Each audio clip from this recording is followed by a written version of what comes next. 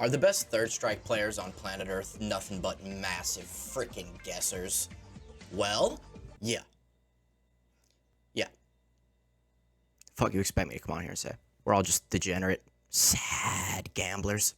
So I was watching this video Exodus made recently, basically talking about his philosophy slash stratagem when it comes to guess parrying. I'm gonna put the word guess in thick quotation marks here because I believe calling what Exodus and other great 3S players do gambling is reductive and kind of shortchanges like a lot of the situational awareness and pattern recognition, which actually makes a great guess parry. I mean, if it was just pure guessery out there, just blind roulette on the sticks, we wouldn't have players with incredible parries. We would just have chaos. Anyway, if you haven't seen it already, go check out Exodus's video first. I've linked it down below. So Exodus is reviewing a first to 10 he played against Versaga online. And his thesis was that he weighs whether or not guessing is worth it based on an expected value of the parry in question. Basically, how much life on average he was losing or gaining after buffering a guess parry in a given situation. Which I think something is many of us try to do, at least subconsciously. But thinking about it just in terms of raw numbers and analytics, got this one singular Dudley brain cell bouncing around in my skull like the DVD logo, and so I knew what I had to do next. Painstakingly comb through the entire set, catalog each instance of this situation occurring, carefully track the outcomes, and conduct an exhaustive statistical analysis.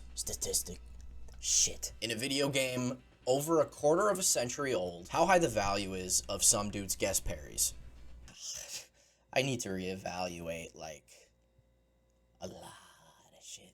Before we dive headfirst into the data science mumbo-jumbo, let me just talk about these two players real quick. Because you're watching this video, I'm pretty positive you know who they are already, but in case you don't, Exodus has perhaps the most well-respected Dudley in America. I've personally learned a lot from him, just hearing what he has to say, playing against him, reviewing his matches. I'm a decent player, I'm okay, but we're talking about a former Jazzy Circuit champion here. This is a man who I guarantee bodies like 95% of 3S players on the planet with the full cast on a pounding migraine and like 3 ounces of lukewarm Vietnamese coffee. The other individual involved in this set also needs no introduction. It's Versaga, one of the most fearsome Ken mains in North America, one of the best third strike players in North America. I've been lucky enough to train with him on cab in the last year, and I know I've grown so much just getting my ass kicked by this dude. That brutal 3-0 he dealt me in grand finals at Neko Dojo was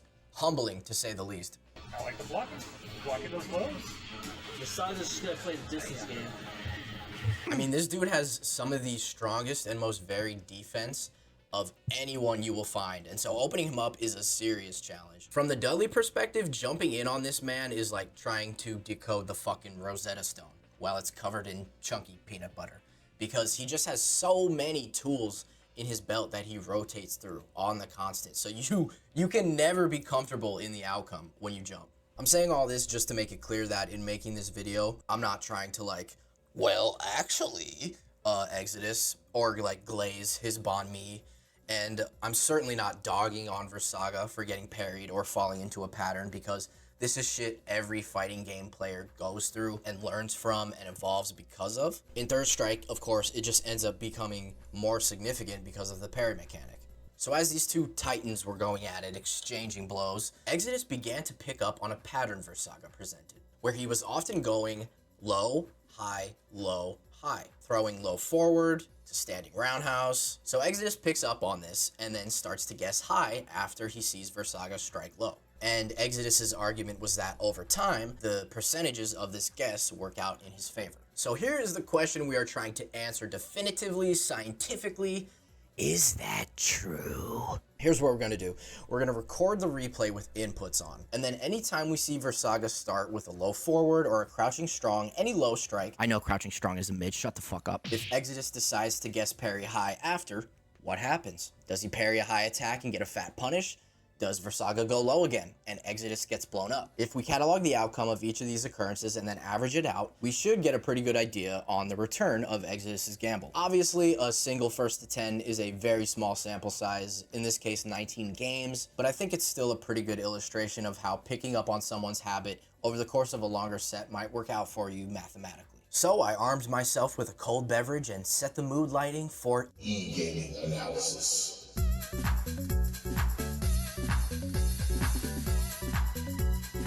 Yes, the third strike science was brewing with a vigor. Over an hour had passed just like the blink of an eye, until slowly a sickening realization began to sink in, and my blood ran cold. Yeah. Pretty sure I just went through the wrong fucking set. Jesus Christ. I am not a smart person. But the following day, I returned, renewed, refreshed, ready to hit the tapes once again, and find out if those guest parries were worth it, damn it. And the results are in. Yeah, I had to go through the full set like 4 times.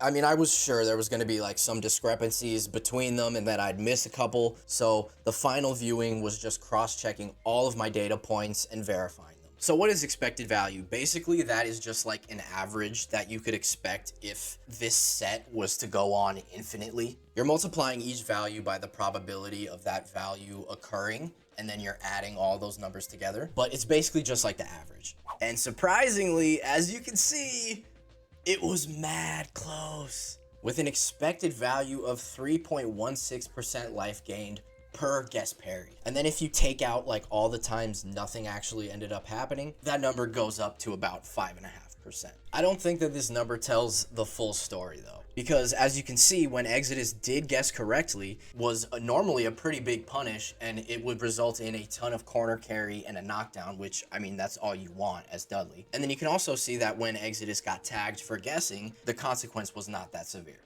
Mostly ticky-tacky hits. If a couple of these had converted into supers, then it would have been a completely different story. One other very important thing to note about this is that you can see most of the big guesses came earlier in the set, and then it seems Versaga started to adjust, and then more often than not was tagging Exodus for guessing. So it does seem that there was a very real adjustment being made there. What ended up occurring much more often actually was that Exodus chose to jump at Versaga. So it might actually be interesting just to find the value of those jump-ins. And from that perspective, it could be seen as a tendency of Exodus's that Versaga could pick up on and take advantage of. A couple other common responses which came up: Exodus would often universal overhead, which can hop over another low strike by Versaga, can lead into super, crouching strong, ducking super. And then he also chose to just back up often, throw standing strong, reassess. Yeah, so I hope you enjoyed that somewhat mentally deficient look into the world of mathematically solid guest parries.